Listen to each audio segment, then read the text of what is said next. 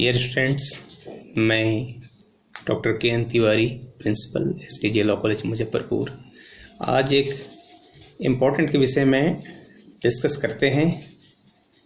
Legal language and general English subject के अंतर्गत जो फर्स्ट पार्ट में है, उसके अंतर्गत में एक maxims which denotes as under,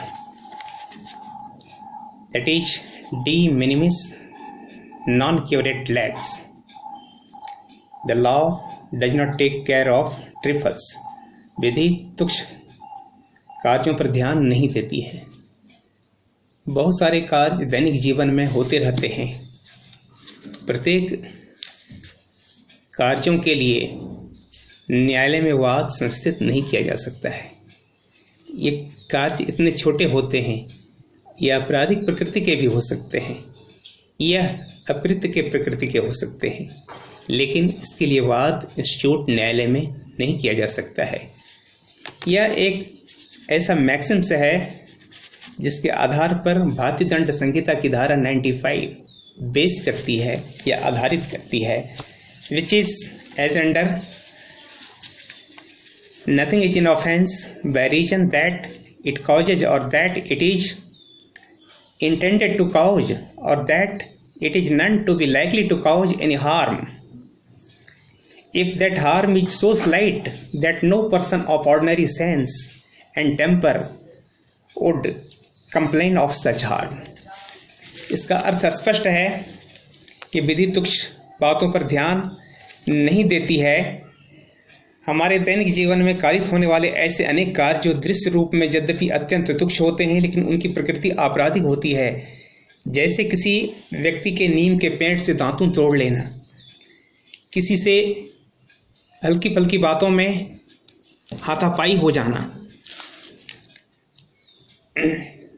किसी की दवात में कलम डुबो देना, गाड़ी में किसी से विवाद हो जाना। यदि ऐसा कार्य दंडनीय होता, इस प्रकार से कोई कार्य दंडनीय होता, तो उस कार्य के लिए वाद संस्थित नहीं किया जा सकता है। धारा 95 भारतीय दंड संहिता यह प्रावधान करती है कि कोई भी बात इस कारण से अपराध नहीं है जिससे कोई अभानी कारित होती है या कारित किए जाने की संभावना होती है।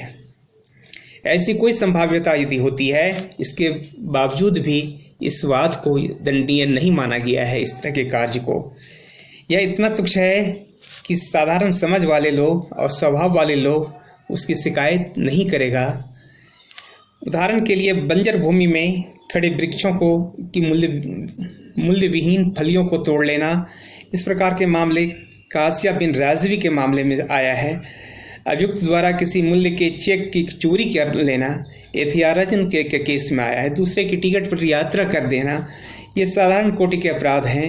इसके लिए केस रेफरेंसेस है South Indian railway company versus Ramakrishna के मामले में। यद्यपि उक्त धारा में अपहानि मन, शरीर और संपत्ति की क्षति भी सम्मिलित है।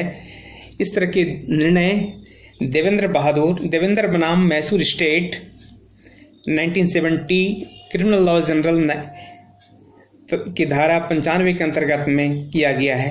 इस तरह से हम देखते हैं कि सेक्शन 95 एक कंप्रिहेंसिव, बहुत ही व्यापक प्रभाव रखती है। इसके अधीन विचाराधीन कार्य अपराध होना चाहिए। नंबर 2, यह अपराध इतना तुच्छ हो कि मामूली समझ वाला व्यक्ति भी उसकी शिकायत न करे। लेकिन डी मिनिमिस नॉन क्यूरेट लैग्स को फूड एडल्ट्रेशन एक्ट में लागू नहीं किया जा सकता है। खाद्य मिश्रण मिश्रण अधिनियम 1954 फूड एडल्ट्रेशन एक निर्णय ऑनरेबल गुवाहाटी हाई कोर्ट का है।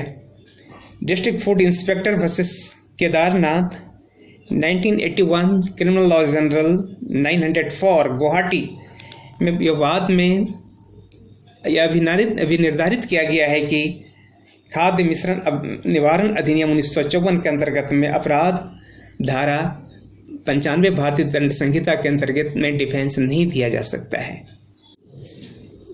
In another case, emperor versus Phillips royal 1931 Bombay law reports volume 34-282, where the accused was to be expelled from the company and for which a meeting was organized and proposal made, the utterances by the accused to the others while leaving the room, "You damn bloody and cats," was protected by the Section 95.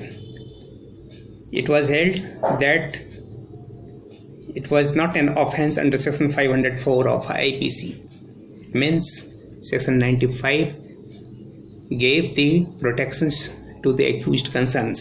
In another case, I want to discuss Jasraj Jagga versus Emperor AIR 1929, propounded by Honorable Lahore High Court.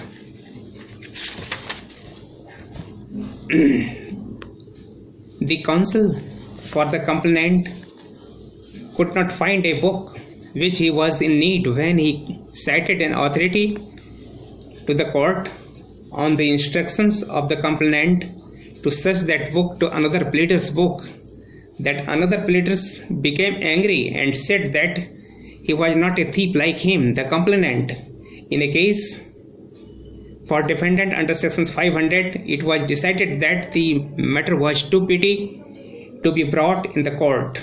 So it has been held that the section shall apply in case of domestic quarrels, such as between father and daughter or between the brothers, when the health department ordered its officers to destroy the condemned rotten rice, but the rice was appropriated and not destroyed, the accused could not be held guilty of criminal breach of trust, since the rice was no more the property of the government. Similarly, when the accused was ordered by the employer to take a bag of washed papers for burning and destroying, the accused should not be guilty when he kept the papers on his own house, presumably for the sale, since the accused's act did not amount to any offence in the present case. There was no need to resort to the provisions of Section 95 of Indian Penal Code. It was held in the case of the Prem Nath vs. Indian Law Reports by the Honorable Calcutta High Court.